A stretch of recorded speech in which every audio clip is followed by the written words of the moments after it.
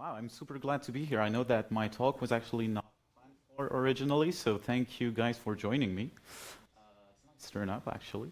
So, I'm Alex. I'm a tech lead at BAM. We're based in Paris. We develop mobile apps in Kotlin, Flutter, and also React Native. I've been there for about 7 years.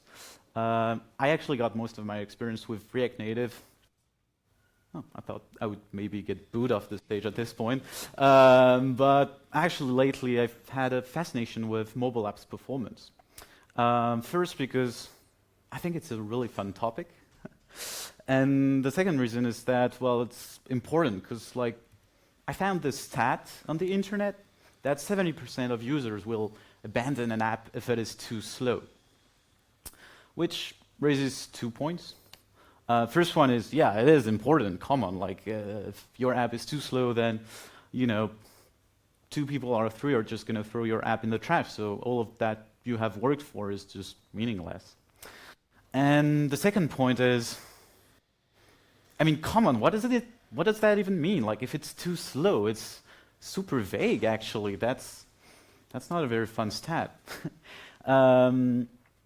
And this reminds me actually of a client which we had at some point, and they wanted us to develop both a web app and a mobile app and sharing code. And cool, you know, we actually have some experience with Flutter and React Native, so sharing code, we can do that.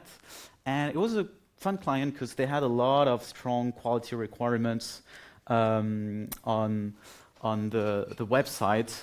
And actually, on the website, they told us, you know, you should have a Lighthouse score that's about over 90. You should have a TTI, time to interactive, below some milliseconds. I don't remember how many. And so if you don't know what Lighthouse is, actually, it's a tool in, It's a tool in Google Chrome where you can just feed any website and it just prints out a performance score. You can just open Chrome, go on any website. For example, here it's google.com, and the score of google.com is 80 out of 100, apparently, which is, I feel like, kind of ironic because Lighthouse is also built by Google. So I would think that, well, anyway. I feel like that's pretty cool. And so this client was like, yeah, okay. So on the web, you have this strong set of metrics. And for the mobile app part, well, it should not lag. That's the only thing that they told us, which was also quite vague. And yeah, I thought, like, okay, can we have a more scientific description of what does it mean that the app is actually performing well? So I turned to Google, because, well, ChatGPT was not a thing at the time. So, and Google's definition is that your app should run at 60 FPS. So if you don't know what FPS mean, it means frame per second. Because an app is, I mean, it's kind of like a movie, right? A movie is animated pictures that gives you an impression of smoothness. An app is the same thing. If you scroll through Instagram, the app will be responsible for drawing 60 images per second, just slowly showing you that the feed is animating as scrolling. Can actually be more than 60 for certain devices. But the question is, okay, is that enough? If my app runs at 60 FPS, am I happy? Well, first, maybe your app is running at 60 FPS, but is actually using all the resources on the phone, and the phone is burning up to do so. So would I be happy if that was the case? Probably not. So actually, some other metrics like CPU usage can come into play. As I've mentioned, I had some experience with React Native, so I can dish a little bit about React Native. And in React Native, a lot of the logic can actually run in a single thread, in the JavaScript thread. So that means that if you run some expensive calculations, like here, I have a button called kill.js. If you're curious, it calculates recursively the Fibonacci suite, apparently not a good thing to do. And it basically kills the performance of that single thread, which means that if I click me a lot of time, it's not doing anything. The app is not responsive at all. It takes actually a lot of time to do anything after that. So what I'm getting at is that measuring performance is a complex problem for a lot of reasons, actually, but I'm going to explore 4 of them. The first one was that we actually have several metrics to analyze, FPS, CPU, etc. The second one is this. I've come across, so we had a client at some point who he thought that he had some performance issues in the app, like a bit of slowness here and there, so he thought it would be a good idea to ask us for a performance audit. Actually, that client had an iPhone 13 Pro Max, which is actually an absolute beast in terms of you can fit so much performance issues in there because it runs really well, which actually meant the app was just unusable on any average low-end Android device in emerging markets, for example. And they were actually wondering why their Android market share was, they didn't have a lot of users on Android for some reason. But it was, yeah, mostly because of performance. So actually, if you compare in France, one of the most sold iPhone device in 2021 was the iPhone 13. Android device, it was the Samsung A21s. This is single-core CPU score from Geekbench, a website that attributes a performance score to devices. But basically, roughly, an iPhone 13 is 10 times as performant as a Samsung A21s. Which means that, yeah, of course, we need to test on low-end devices. And I'm not even talking about Android TV. Have any of you guys worked with Android TV? Show of hand. Cool. You know what I'm talking about, right? Like the devices on Android TV, like bonkers. Sometimes it's completely insane what we're getting. It's a lot of fun though. But in all seriousness, so 80% of CO2 emissions actually for a smartphone are due to its manufacturing, which means that we should be avoiding, we don't want people to change phones so often. And one of the reasons they do change phones is that because their apps are becoming laggier and laggier because we have the tendency sometimes to test on our own phones or company phones or whatever, but let's face it, we're developers, we usually have good phones. So I feel like performance is actually one of our responsibilities to make sure that, well, our users are happier and actually don't need to change phones that often. So measuring performance is a complex problem, several metrics to analyze. Also, it varies greatly depending on the device. Third reason, well, come on, performance measures are just not non-deterministic. You know, if you have a unit test, you can just pass it green, red, that's nice. If you have a performance, like, I don't know, you're measuring your app startup, maybe at some point it's going to be 3.2 seconds. The next time it's going to be 3.1, you're going to be like, woo, I've improved by 0.1 second. No, it's probably just random, something different happened. So one way to combat this, iterated several times, average results, although you should be doing a bit more than averaging because you might have some bad data points. Yeah, as much as possible, keep the same test conditions. Of course, you know, if you're measuring in 3G and 5G, you're not going to have the same latency, for example. And as much as possible, automate the behavior you want to test, because for example, if you're measuring the performance of a critical path in your app, if it's you clicking the buttons, maybe at some point you're going to be faster and everything. And I don't know, you're not a robot, I guess. So, but if you automate it, you have less chance of that happening. The test is going to be more reproducible. So you can do that with end-to-end test or even ADB shell scripts. It's pretty awesome what you can do with ADB.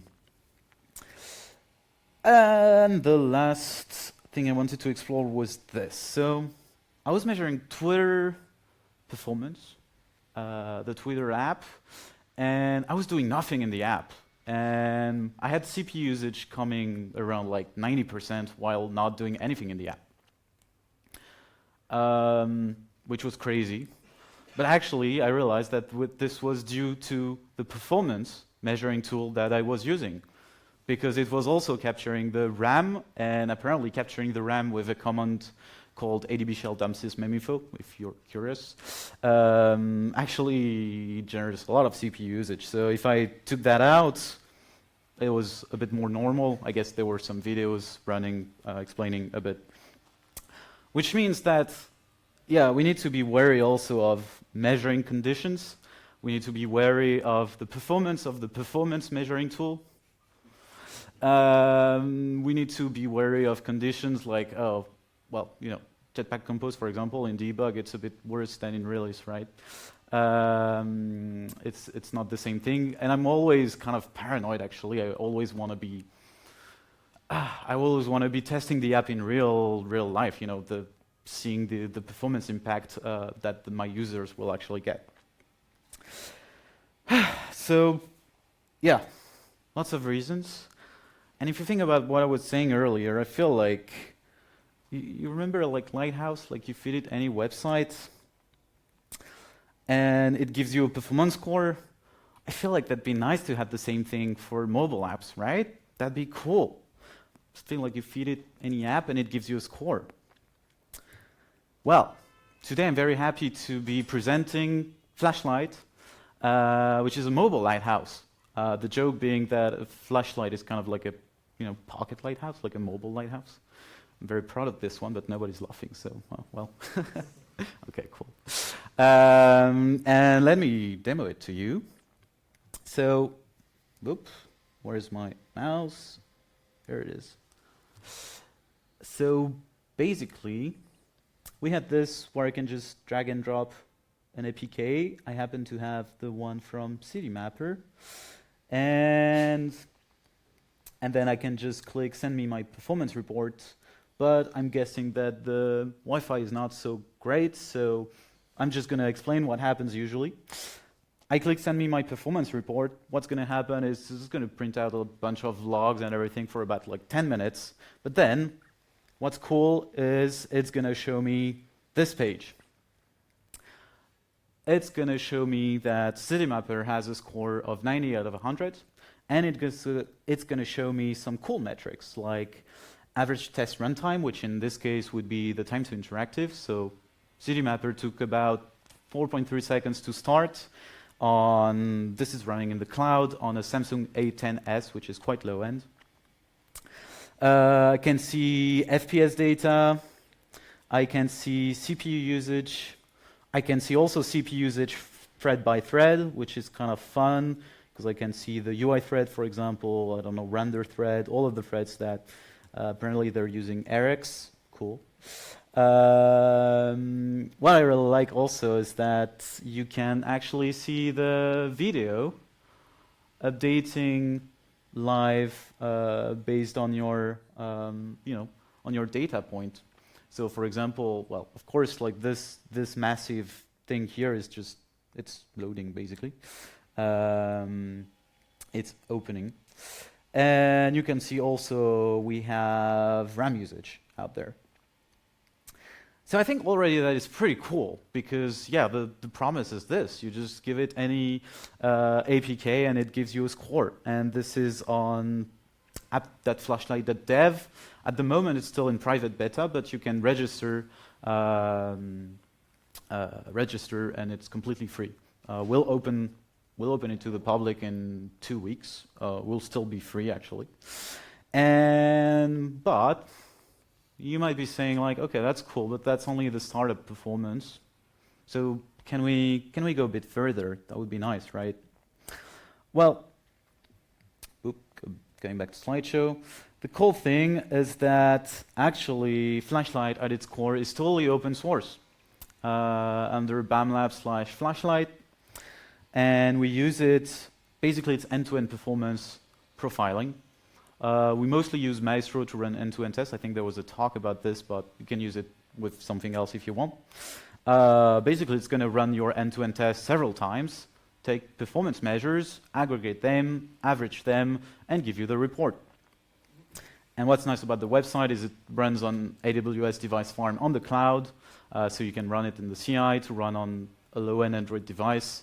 And that's cool. But since it's open source, you can actually use it yourself on your own phone or anywhere. So for example, you can get easily started with the common flashlight measure. And I have a video here, but I thought that would be funner to just show it to you live, because doing live demo is usually a very, very safe thing to do, especially when your talk was unplanned for in the first place. Anyway, but let's see what it gives us. All right, so, oops, sorry. Let me share my device here on the right, and I'm gonna be zooming in a little bit, clearing. I'm gonna be, launching Twitter, and we don't see the device anymore. Sorry about that. There you go. So, for example, if I just do flashlight measure, can you read OK from the terminal? Wow, you guys have good eyes. That's nice. All right. I open Twitter, and if I just scroll, for example, mindlessly, I can see that it's actually updating some data.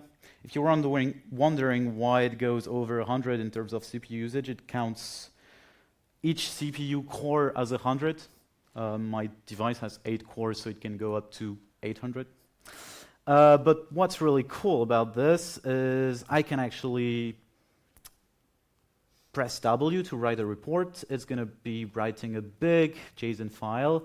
But if I do flashlight report, boom, it opens actually the same kind of report that we were seeing earlier. And I feel like my dock is crashing. Okay, no, it's over.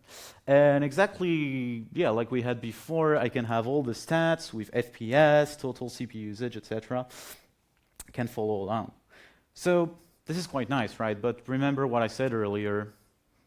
I'm going to take some measures a few times, but I'm not going to get the same results because performance are not deterministic. So it would be nice if I could get, if I could automate my measures a few times. And actually, Flashlight has you covered because we also have the test command. So for example, here, I'm running, let me clear that, Flashlight test for com.twitter Android, which is the bundle ID of Twitter. I should know that I'm not working for Twitter, which I really like about this, because even if I'm not working for them, I can measure the performance of their app. I like the fact that it's completely black box. I have my end-to-end test with Maestro, so the test command could be anything, but here Maestro test Twitter YAML. And also the record option, which is quite nice. And whoop, we don't see the device anymore. Sorry. There you go. Essentially what it's going to be doing is it's just going to be, there you go, running the end-to-end test a few times. All right. But it's going to be a bit too long here to show. I just like seeing end-to-end tests in action, though. It felt so magical. And it's going to do that 10 times. And same thing, we're going to have a big JSON file that I can just open with Flashlight report Twitter tests.json. And here we have the same thing, basically, same report. Since I added the record option, I also have the video on the right, which is quite cool. Which means that, for example, if you're testing some performance improvements in your app, you might want to, I don't know, measure before the fix, measure after the fix, and we have actually a compare option. For example, if I do report with 2 JSON file of measures, here we had a massive performance improvement. You can see that we went from 3 to 67, quite great. CPU usage, it was much, it's much better now, especially on the UI thread actually, which explains why FPS was not so bad before. It was, but it's quite useful then if you wanna measure that. All right, that's it for the demo. I feel like this went well. Wow. So I can skip all the slides that I had prepared in case this was not going well. But basically, Flashlight test automating, Flashlight report, we can run comparison, and we also have Flashlight Cloud, because what's nice is at some point maybe you can want to routinely get your performance score for like startup or critical paths or something like that. We do it internally once every week or so, not on every pull request because the test can be quite long.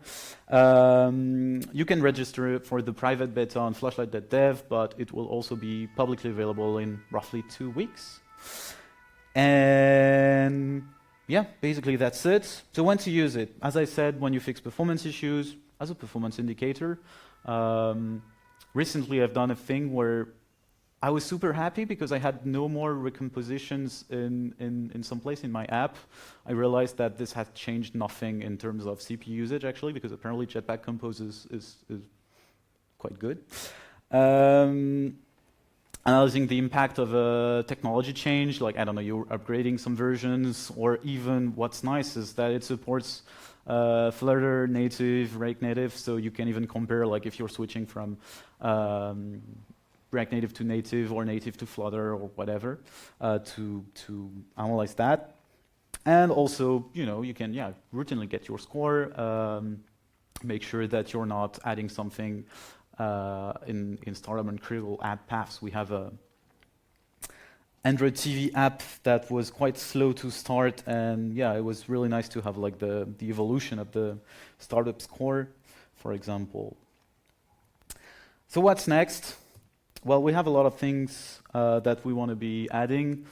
Yeah, as we mentioned, we need an end-to-end test to feed it so that it explores the app. It would be cool if the script was also auto-exploring the app and just telling you, oh, you have an issue here, or something like that. So that'd be really cool. Maybe with AI, I don't know, we'll see. We want to add more metrics. We don't have GPU yet. We don't have battery, for example. That would be nice to have. We want to have a bit more stuff on the stats, because for now it's only averaging iterations. But it's not saying to you like, oh, what's, I don't know, the standard deviation for your score, because if you have like 10 iterations, but one of them has a score of 0 out of 100 and the other one have 80, maybe there is something bad going on. And yeah, Flashlight Cloud will be available quite soon. And yeah, it's open source, so try it out and let us know what you think. We'd be happy to make it evolve and see what the community needs and see how the community uses it. So that's it basically for Flashlight. I think we're really proud of this. My favorite part is still that it supports even production apps, so it's quite fun to analyze the performance of your competitors, for example, and compare it with yourself. And yeah, that's it basically. Thank you. So thank you for this talk and trying to answer this complex question. Flashlight is a great tool, as I can see. I have one question. Using the website, can we use credentials to log in to the app? Yeah, that's a really great question. What we did is basically we have, wait, I could just show it. We have a before all option. That's the only thing we have at the moment. Nope, not the right one. Wi-Fi, okay. So basically, before running the user flow, before running the measures, you can actually run a custom Maestro script. Or if you're on, if you're using the open source version, you can actually run any kind of stuff to just, for example, accept cookies, because GDPR, log in and everything, and then it will restart the app logged in with all of that. Yeah, because measuring the startup time of a login screen is not super interesting, right? But the home feed, for example, would be more interesting. So I had a question around, because it is not deterministic, right? So how accurate are the results that we are seeing across benchmarks? How accurate are the results? Like, for example, if I want to prevent a regression, how confident can a team be that there is a clear regression? So yeah, it really depends on what you're testing, because some things are really clear. So What I'm having a hard time at this moment is testing list performance, because scrolling is not very deterministic in terms of gesture, even with end-to-end stuff like UI Automator or Espresso. But yeah, it really depends. Like, for example, if it's click on buttons or stuff like that, it's usually quite accurate. Of course, if the score changes, we should incorporate that. If the score changes by 1 or 2, it usually means that should be negligible. But if it's more than that, it means that, especially if you can see that on all the iterations and everything, it's usually quite accurate. Thanks for the great talk, by the way. I think it was really nice and informative. So my question is, actually, if I want to start using this, is there any way that I can, for instance, we have a CI/CD pipeline, etc. So is there any way that I can just quickly start, and how am I going to start using this? Any way that you can what, sorry? What would be your recommendation to start using this if you have a CI/CD pipeline, etc.? Right. So the easiest way to get started, so basically we have the docs.flashlight.dev, which are going to be evolving a bit more quite soon. Integrate into CI. Yeah, basically if you want to integrate into CI, you would do add this as a script in your CI to install Flashlight, and then run the command Flashlight Cloud, blah, blah, blah. The easiest way to get started with would be just start with a startup script, because it's easy enough to do, and it's already, getting you your time to interactive and the performance of your app startup. But then you can also add more scenarios. For example, we have an app where we are adding basically measures for every screen, and also some critical app paths that we want to make sure are really good for the user, for example. Hi. I was wondering, can Flashlight take measures on real hardware, on real devices? Oh yeah. Well, this was taking on my device, which is real. In the cloud, it's running on device farm, which runs on real devices. Okay. That was one of the first thing that was non-negotiable for Flashlight. Is that it should really, measure stuff on real performance on real devices, because then it runs on the Samsung A10s, which is in France used to be one of the highest most sold devices, and is quite crappy and low end, to be honest. But at least you see what some users that you have are really going to experience. So. All right. So if you run it with the CI, it's running on the emulator. No. On a device. Well, it depends. It really depends. It's just gonna basically Flashlight is gonna run as against what is connected via ADB. All right. So on our side with Flashlight Cloud, it runs on AWS Device Farm, which has real devices. So basically on the CI, we run stuff. We run the commands to AWS Device Farm, so it runs on the real devices. You can also run it against emulator. It's just usually it's going to be quite different from reality. Okay, thank you. Thank you for your talk. I have two questions. The one is real quick. How many runs does it do on the cloud? By default, 10. You can change it? Yeah. Okay. Not on the cloud version at the moment, but locally, you pass iteration count. Right. That's a parameter. My second question is the videos that are saved. Do you save a video for each run? And which video do you present on the reports? Actually, we average the videos as well. No, I'm kidding. We don't do that. That would be cool, though. We have a video for each iteration, actually. So maybe if I have to... this one, for example. So here I can select between iterations, and the video is different all the time. I need to play it so that it follows. But yeah, So by default, it shows the first one. Okay. So you only show the graph for each iterations, but you don't have like an aggregated graph. Oh, you mean with all iterations on the same graph? Whoop, I feel like this is... I thought that was it because I didn't see So it was different iterations. This one is average, Oh, that's average. Okay, you can switch. but you can switch and go to like all the iterations. Yeah. Okay, thanks. We might add also at some point like all the iterations in the graphs, because I just like colorful stuff, so it's fun to see all the. But sometimes it's just messy, lots of noise. And one last question. Thank you. So, two small questions.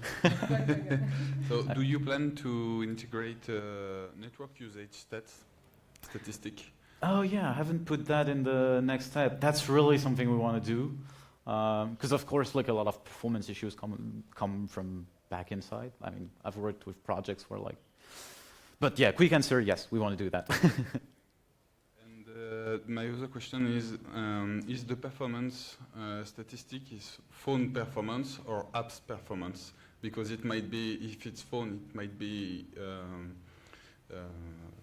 modified by other apps that run in background or things like that. So it's the app's performance, yeah, but it depends. Well, it depends on the phone, which means that on a high-end device you're going to get a better score. On a low-end device you're going to get a lower score, which is why with Flashlight Cloud you're always sure that it runs on the same device to have the same score. But of course, if you're measuring it on your own, and I don't know, you're doing some other stuff on your phone, maybe it's going to have less capacity to run your app. So maybe probably the usage will be lower, but FPS will be higher or something like that. I don't know.